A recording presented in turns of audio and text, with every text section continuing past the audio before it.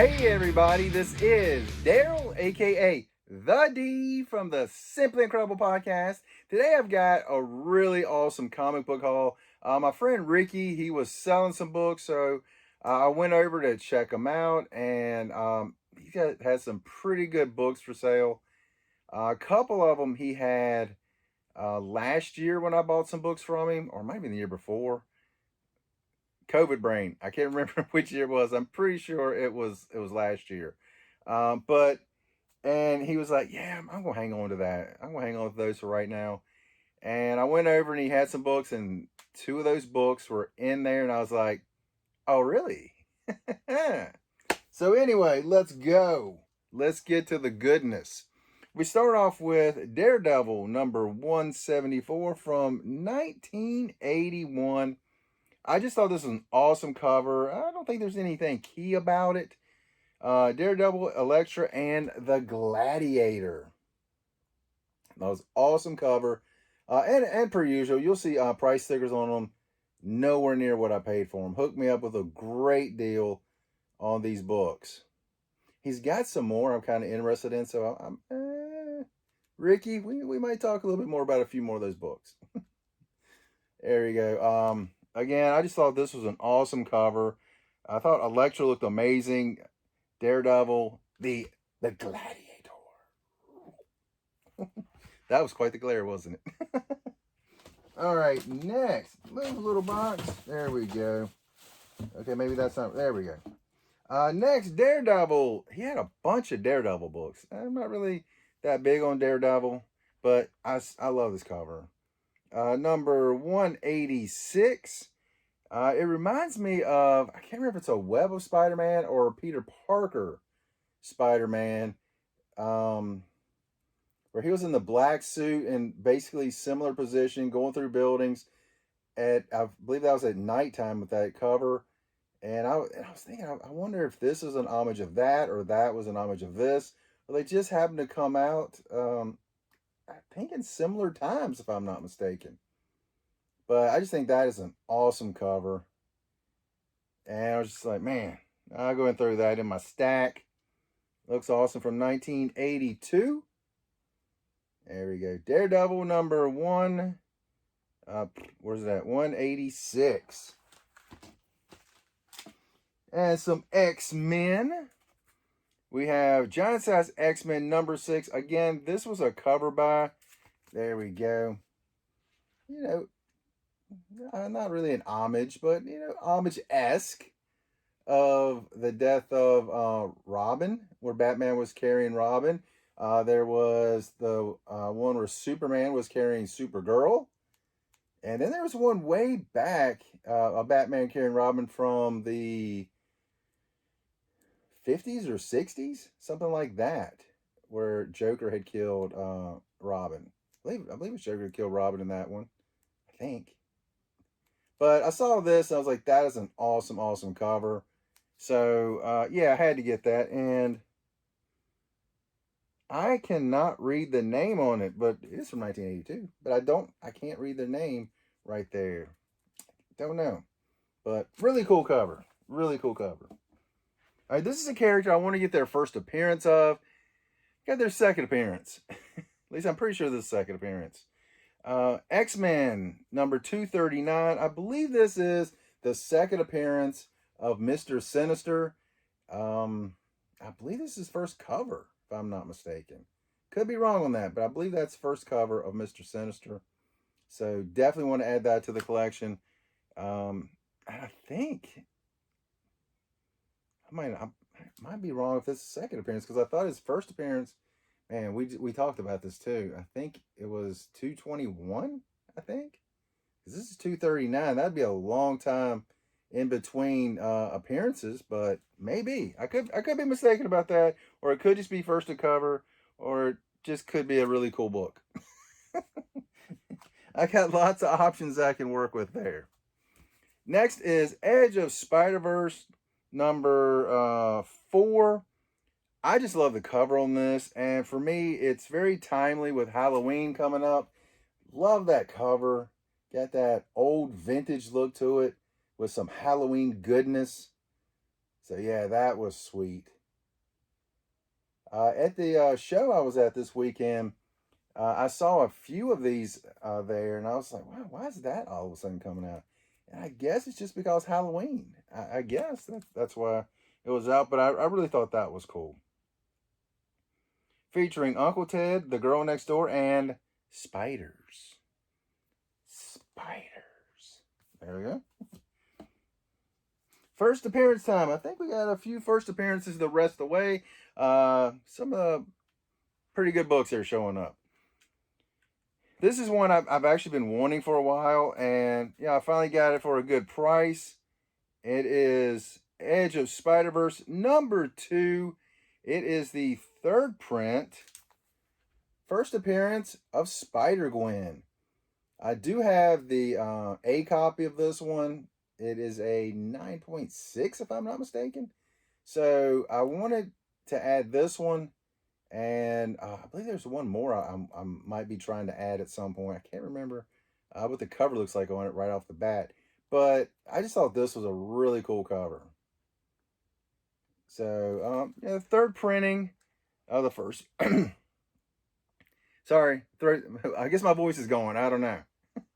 Of Spider-Gwen, third print. So, first appearance. Very, very cool to have.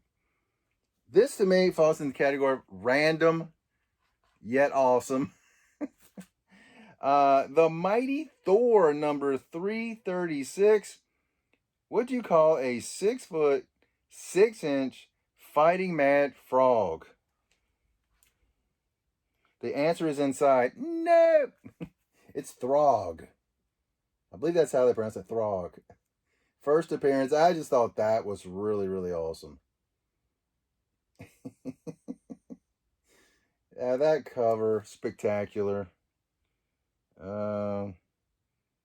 Who did the cover on this? Don't know. Someone awesome did an awesome cover there. It looks great. I didn't even realize there he is up there too. That is phenomenal. Really glad I added that one to the collection. Now, further back, first appearance from Journey into Mystery with the Mighty Thor. Issue 114. I just thought this was great. Definitely not a 9.8 by any stretch of the imagination, but could be a 6. Could be a 6.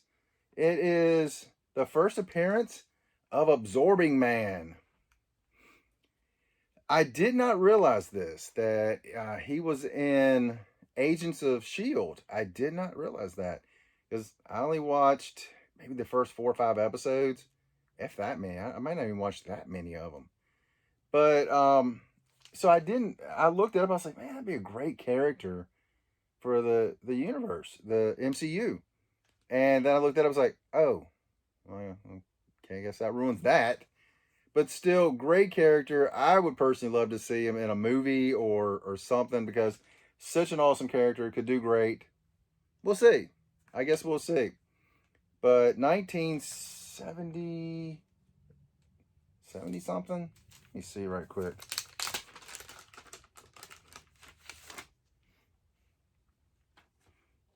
One thing that was really awesome is you can see the page color, really nice pages, look great.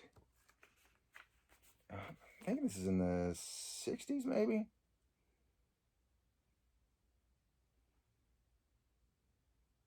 $1965.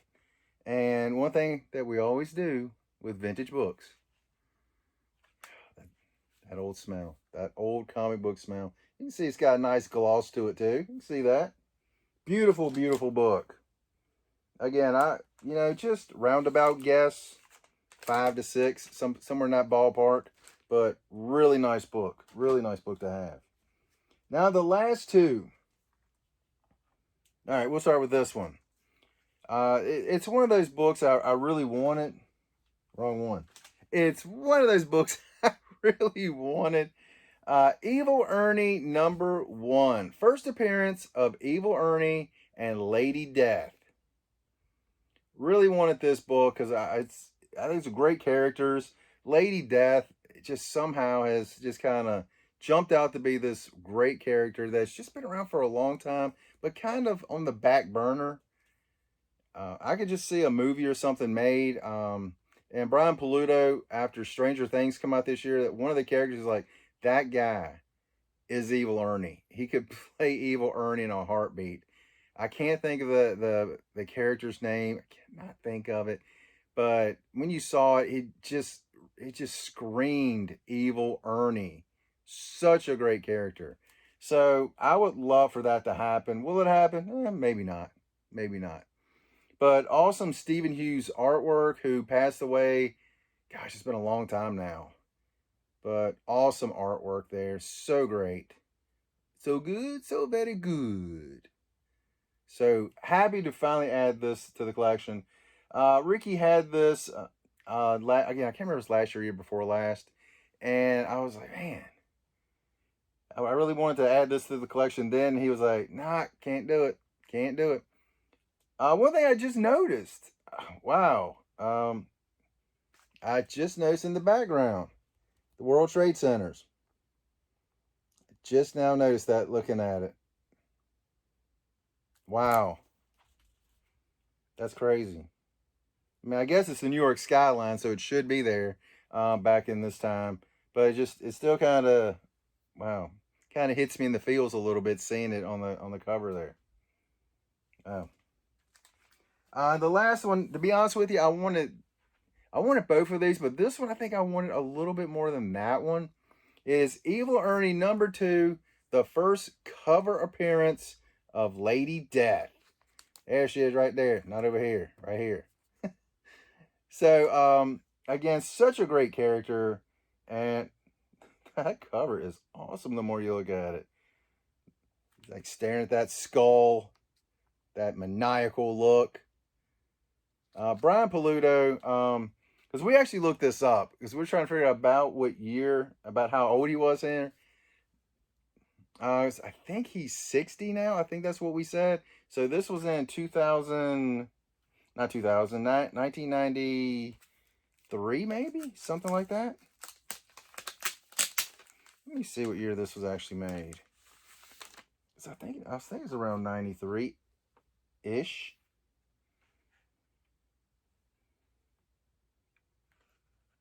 '92. I was way off.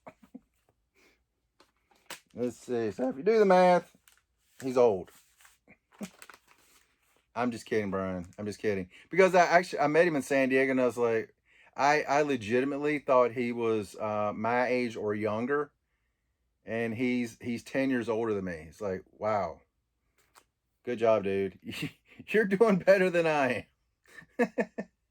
But that is my haul for today. Some awesome books. Evil Ernie 1 and 2. Very happy to add those two to the collection. Absorbing Man.